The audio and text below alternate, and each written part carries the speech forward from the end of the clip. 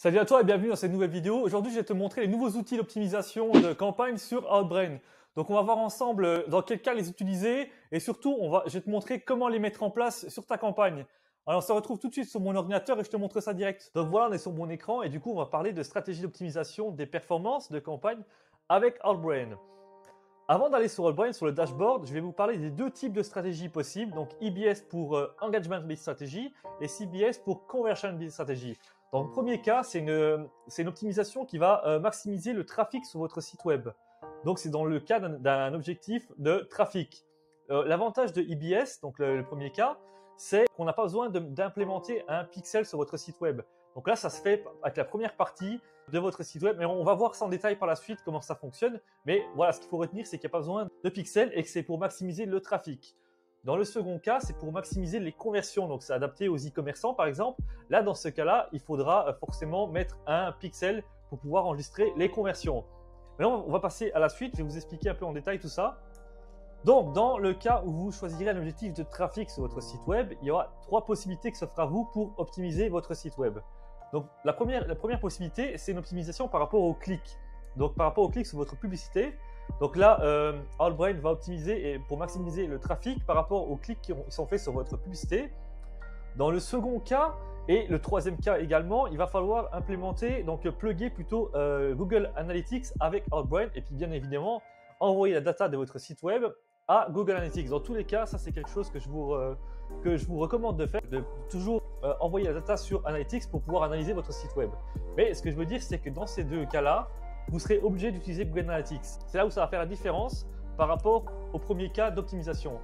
Donc dans le second cas, en fait, la donnée qui va être analysée par Outbrain, c'est le temps passé sur votre site web. Donc Analytics va envoyer cette donnée-là à Outbrain et avec cette donnée-là, Outbrain va optimiser pour maximiser le trafic par rapport au temps passé sur votre site web.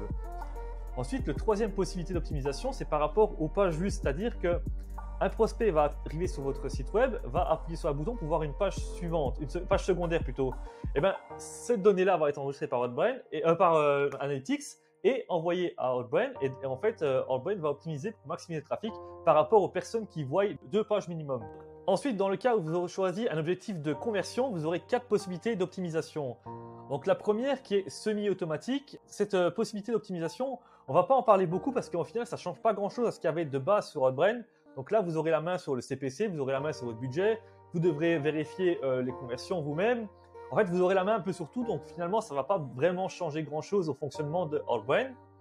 Par contre, la seconde possibilité d'optimisation, qui est appelée full automatique, c'est une optimisation qui pourrait être comparée à Facebook, entre guillemets, dans le sens où là, vous laissez l'algorithme faire tout pour vous. Donc là, vous paramétrez juste un budget journalier ou mensuel selon vos paramétrages de campagne.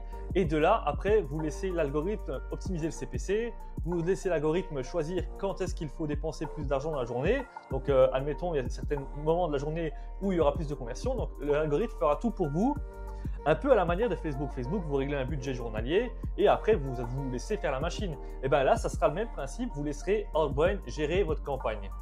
Ensuite, dans le troisième cas, c'est une optimisation par rapport à un CPA cible.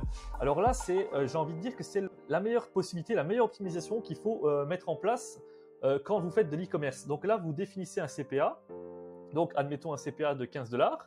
Et Outbrain va maximiser les conversions, va essayer d'avoir un maximum de conversions tout en respectant ce CPA maximum et bien sûr en s'adaptant par rapport à votre budget journalier. Donc là, vous aurez à choisir un budget journalier, un CPA cible et après Outbrain va optimiser pour pouvoir faire un maximum de conversions avec votre budget. Alors il y a une donnée qu'il faut prendre en compte qui est une donnée que j'ai reçue de Outbrain directement. Donc cette donnée, c'est qu'il faut un minimum de budget de 3 fois le CPA en budget journalier. Donc ça, c'est le minimum et sans ça, en fait, Outbrain ne pourra pas optimiser votre campagne. Ensuite, la quatrième possibilité d'optimisation, c'est par un ROAS cible. Donc là, c'est un peu dans le même principe que le CPA, sauf qu'au lieu de mettre un coût par acquisition, vous allez mettre votre ROAS que vous aimeriez avoir.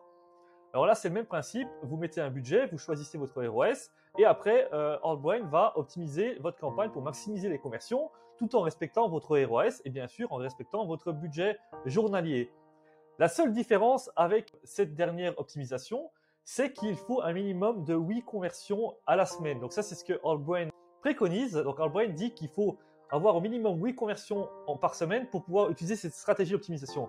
Honnêtement, moi, je vous dis que 8 conversions par semaine, ce n'est pas assez pour que ça fonctionne. Alors aussi, du fait qu'il faut avoir 8 conversions minimum par semaine, il va falloir adapter un budget qui permette justement d'avoir ces conversions. Donc c'est comme en CPA, comme l'optimisation précédente, on dit avoir un minimum de budget journalier à dépenser qui permettra justement d'atteindre ces 8 conversions à la semaine. Donc ça, c'est une donnée qu'il faut prendre en compte. Donc moi, dans l'ensemble, ce que je vous recommande de faire, c'est que si vous faites de l'e-commerce, c'est soit si vous ne voulez pas vous prendre la tête, vous voulez la faire à la Facebook, entre guillemets, vous mettez un budget journalier, vous partez en full automatique.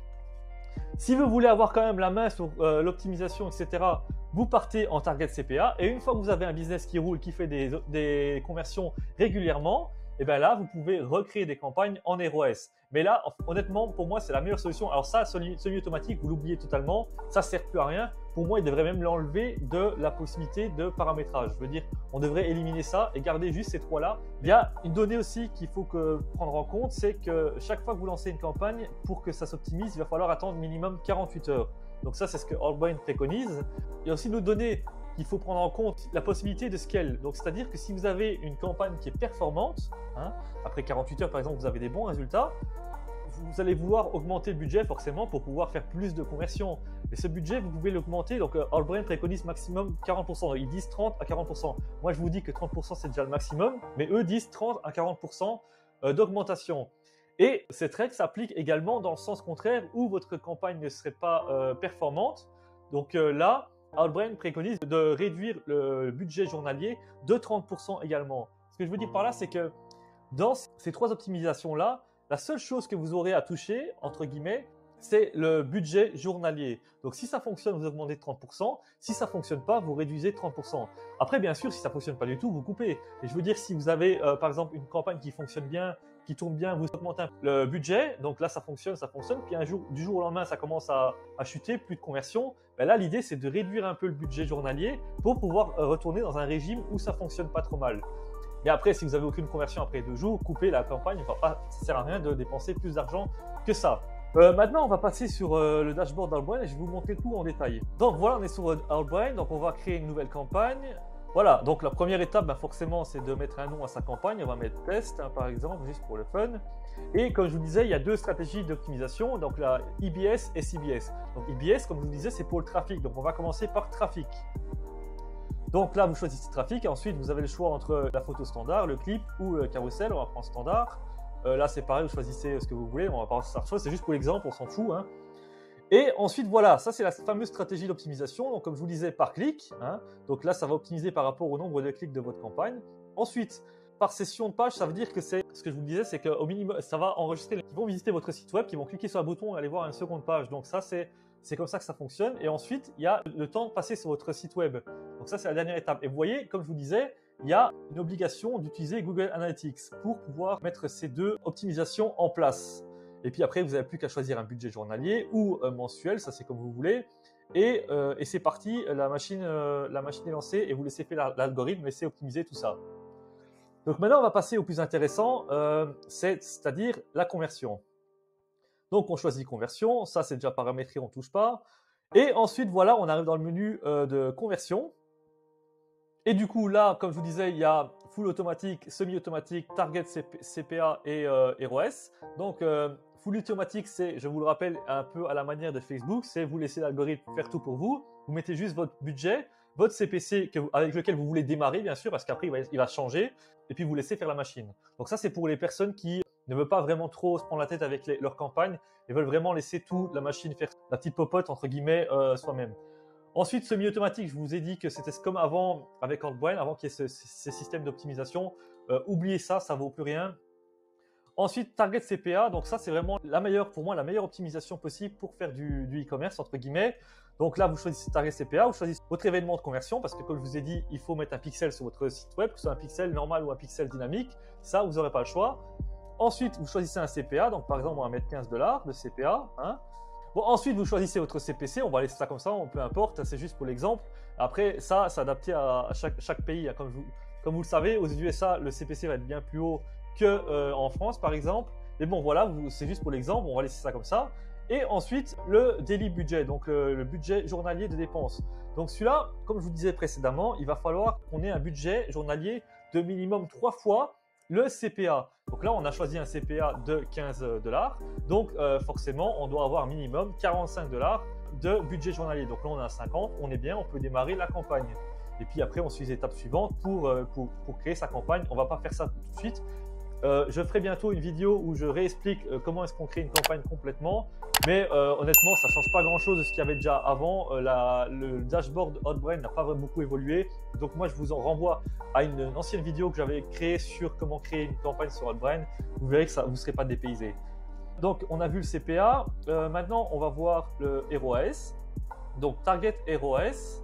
Donc, en Target ROAS, de nouveau, on doit choisir son événement de conversion. Et ensuite, on aura un ROAS à choisir, donc qui est en pourcent. Donc, ça veut dire quoi? C'est par exemple, je mettrai 150%. Ça veut dire que tous les, par exemple, 10 $ dépensés, l'algorithme fera en sorte de vendre pour 15 $, entre guillemets. Vous voyez, c'est ça le ratio 150%. Par exemple, on aurait dépensé 100 $, on devrait avoir des ventes pour 150 $. Donc, c'est ça un ROAS de 150%. Après, vous mettez ce que vous voulez, mais voilà, j'ai mis 150% pour l'exemple, qui est déjà pas trop mal pour ce type de campagne, pour commencer. Ensuite, forcément, le CPC, on va le laisser comme ça encore. Et de nouveau, le budget. Alors de nouveau, je rappelle, pour ce type d'optimisation, donc en ROAS, il faut avoir un minimum de 8 commandes par semaine. Donc, il faut aussi prévoir un budget qui permettra d'avoir 8 conversions semaine. Donc là, c'est à vous de voir le budget que vous avez besoin pour faire une conversion. Ça va vraiment dépendre de votre produit parce que je ne peux pas dire voilà 50 $ suffit pour une conversion. Ça va vraiment dépendre du produit dans le sens où un produit à 20 $ ne se vendra pas pareil qu'un produit à 1500 $. Donc forcément, c'est pour ça qu'il faut avoir des campagnes qui tournent déjà. On peut pas commencer en Target ROAS comme ça sans avoir de business déjà qui fonctionne. Donc c'est pour ça que pour commencer, le mieux c'est de partir en CPA et d'avoir ses premières campagnes rentables et ensuite évoluer sur du ROAS si vous voulez avoir un ROAS cible. Après, vous n'êtes pas obligé, ça dépend vraiment de la stratégie que vous voulez optimiser, mais bon, voilà, c'est comme ça que ça fonctionne. Et forcément, si vous avez déjà des conversions régulières, vous savez quel type de montant il vous faut dépenser pour avoir une conversion, donc vous savez quel type de montant il vous faudra pour avoir 8 conversions à la semaine, et du coup, vous pourrez mettre un budget minimum qui vous permettra d'avoir 8 conversions à la semaine. Donc voilà, je pense qu'on a fait un peu tout le tour de ces vidéos.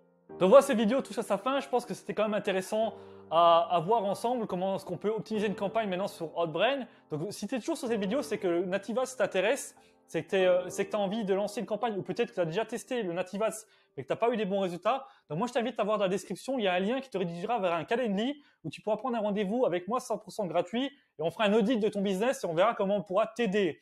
Allez, c'était Pep, porte-toi bien. Allez, ciao!